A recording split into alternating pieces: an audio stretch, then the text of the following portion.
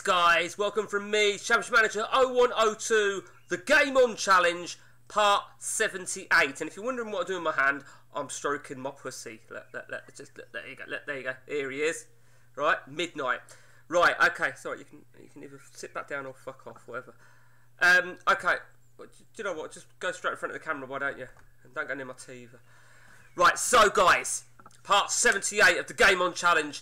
And believe it or not, it actually feels like we've gone through more game time than what I thought since the last update. Because the last update is only from the 20th of June, 89. And as you can see the date right in the corner, it's 26th of August, 2090. So we're at the start of season 90. We've actually kicked off season 90. But we have some breaking news. We will start then with that breaking news. Matt has left Benfica. Where did Matt go? Where did he go? Any ideas? Any ideas where he may have gone? He's gone to a place where he's never been before. Now, I always knew Matt was probably going to leave Benfica. And there was a huge element of regret. And I'll explain why in a moment, why he has a lot of regret of leaving. But Matt made the move to Lens. Now, it was a bizarre one because based on the resources, that is really what we can see when we apply for a job. The finance is Rich, and that's one of the big things you're looking at. But Rich can determine. I don't think it's always a case where secure means only a little bit. Secure can be pretty wealthy. This term rich at Lens is just insane. 1.7 billion. Where the fuck did that money come from in France is fucking beyond me. So, Matt was very excited about that. I think he said 444 million to spend when he first got offered the job. So that was an indication that I actually thought, based on that, there'd be about 500. Even that I thought was insane. But 1.7 billion... there was a huge problem for Matt, and the problem for Matt was his reputation at Lens wasn't very good. It wasn't good enough to attract anybody. I think his maximum wage was sort of like 4 grand he could offer. That has gone up by about an additional 5 grand, so it's up to about 9 grand now. He's still struggling in that sense. So he struggled to bring in the sort of players he wants to bring in. Let's show you the 7 players then that he's brought in when he took over. Let me just remind myself now then when he took over. So he took over then on the, there you see, the 28th of the 11th, 89. So, yeah, let's have a look now then what he signed last season. So he could. Now this was interesting because in France you can only buy 1 player when the restrictions come in. And then you've only got like a week or 2 window to get the rest of your players in before the window shuts completely. If there was any problems of not being able to get them in, you've got when the window opens, which is in June before the update. Nevertheless, I think he got them all in. So let's have a look at the first player he got, Alvarez. This was probably his best player by far. I think we're assuming that is more than likely Salas. Absolutely superb player. Still very young. Still very young.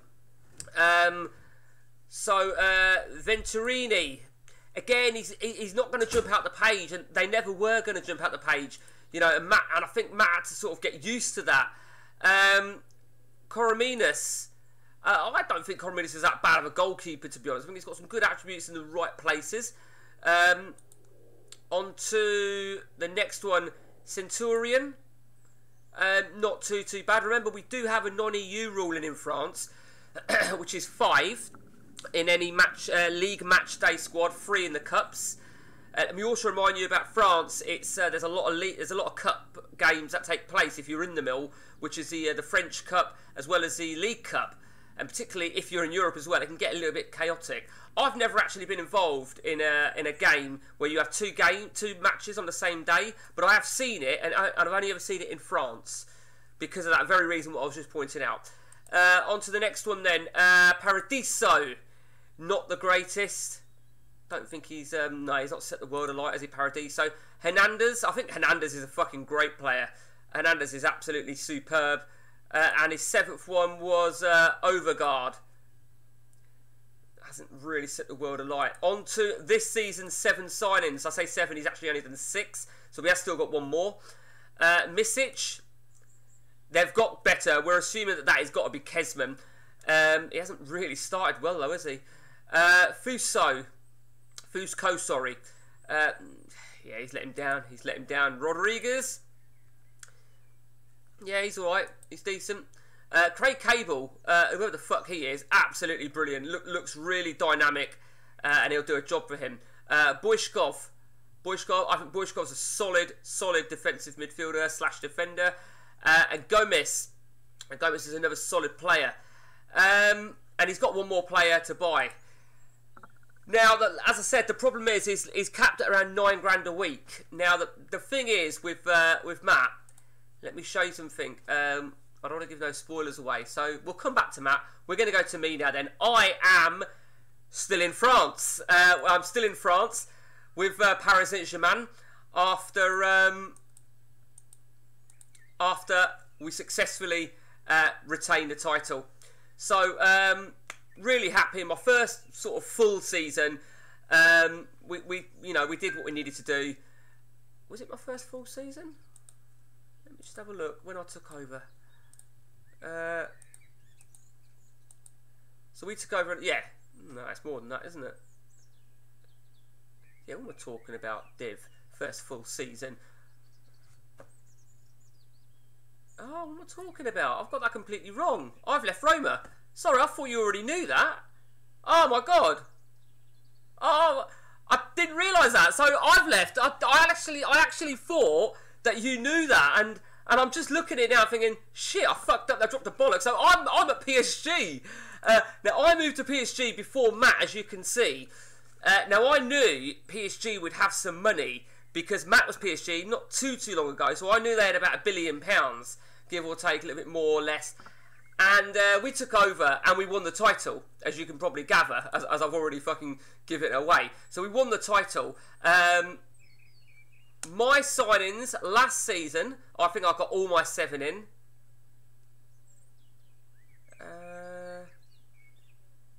Yeah, Dennis Rodriguez. That was the first one we brought in. Dennis Rodriguez. Ortiz. Although he's let me down a little bit. Saeed, if we'll call it Saeed. Mitu, who I think is Chivu Regen. Van Leeuwen, Cornelisi, and Daniel Ehlers. And then this season, we've gone fucking crazy this season. Absolutely crazy. D'Amico from Benfica. I'm not sure who that is. It's not Del Piero, but he fucking looks like Del Piero. Dos Santos. That, I think, could be Roberto Carlos.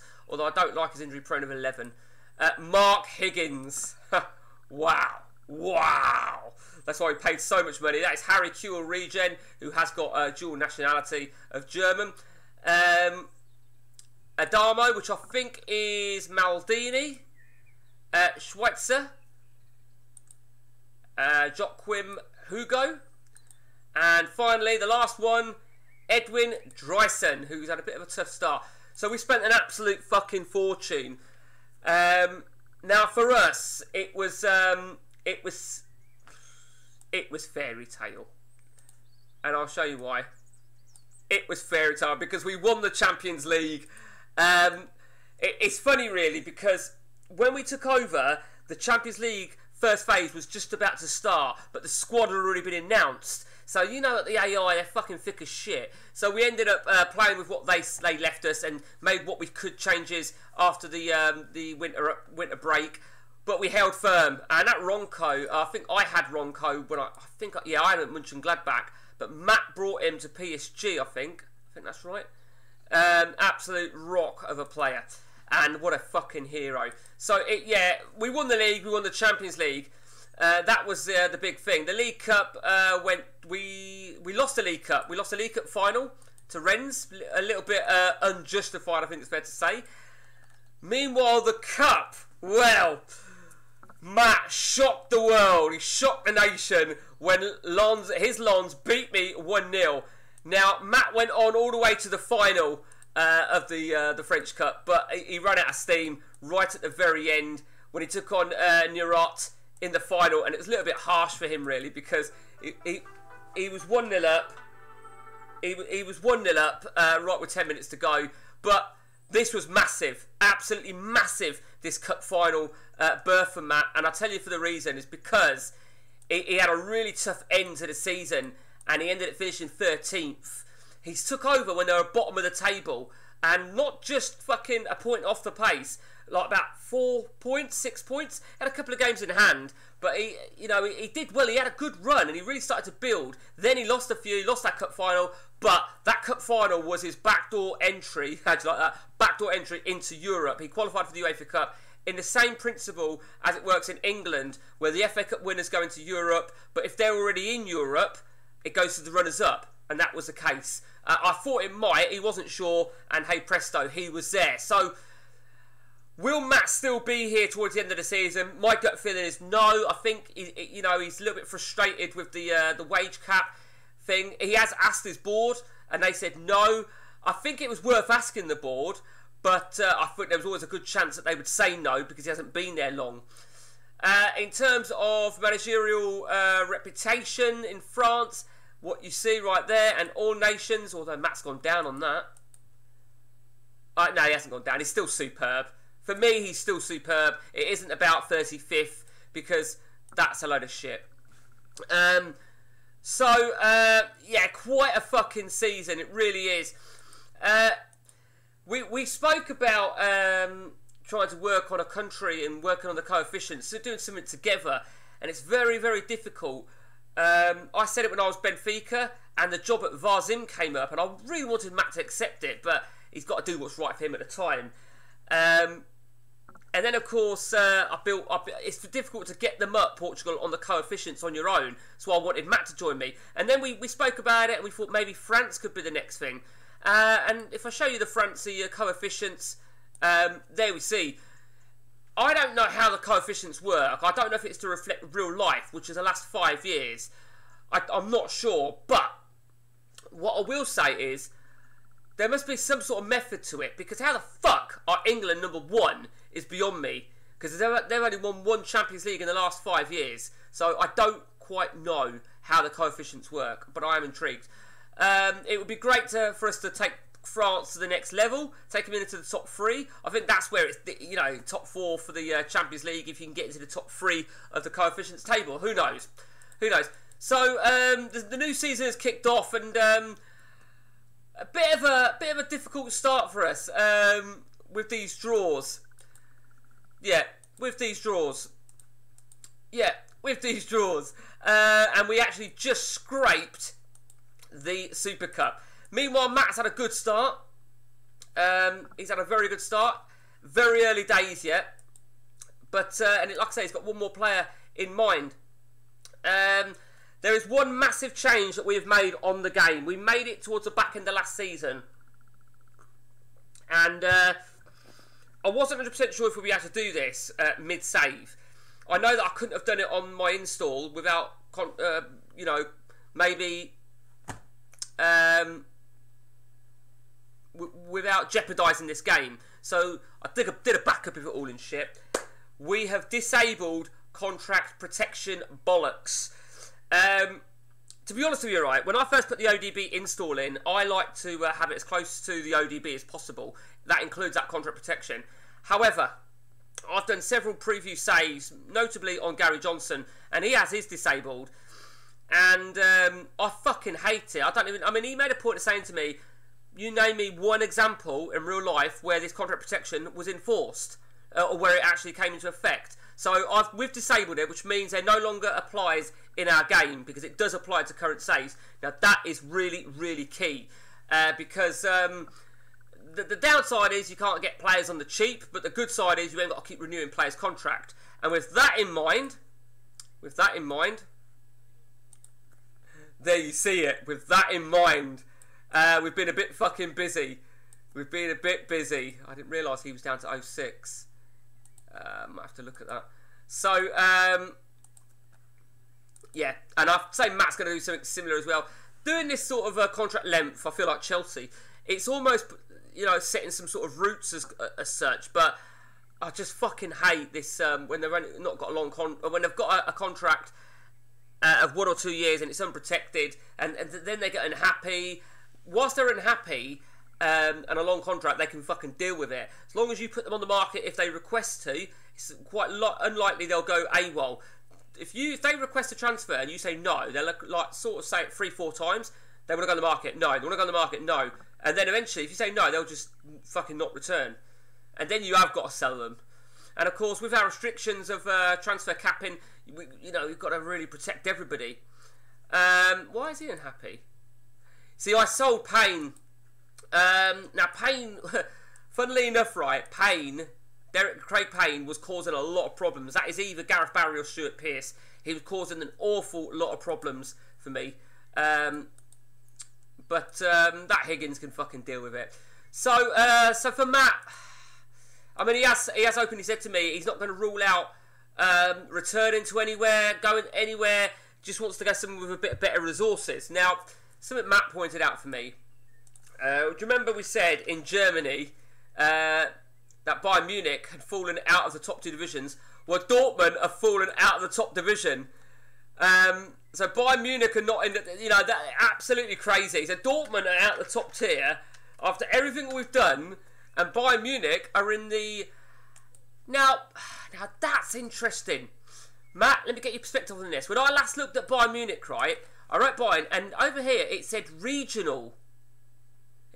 And it just says lower now. So I don't know what the difference is between regional and lower. But look at that. That's just absolutely insane. It really is insane.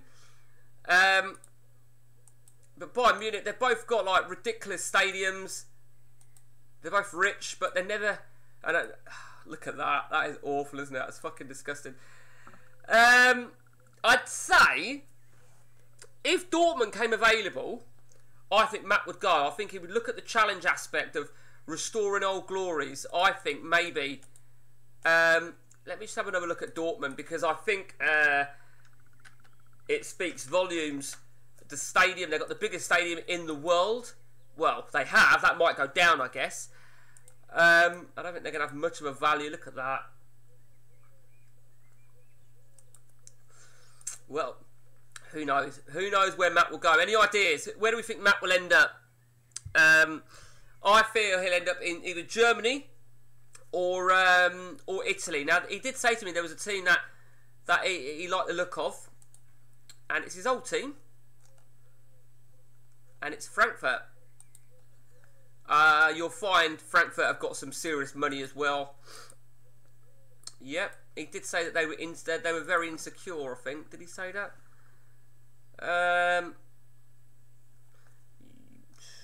Maybe not. Oh, there they are. Slightly insecure. Okay. So, yeah. So that is it. That is the next instalment on this epic of a fucking game on. We are going to crack on with it later on. Get a couple of hours in this afternoon and maybe a couple more tonight. Until next time from me, guys, take it easy.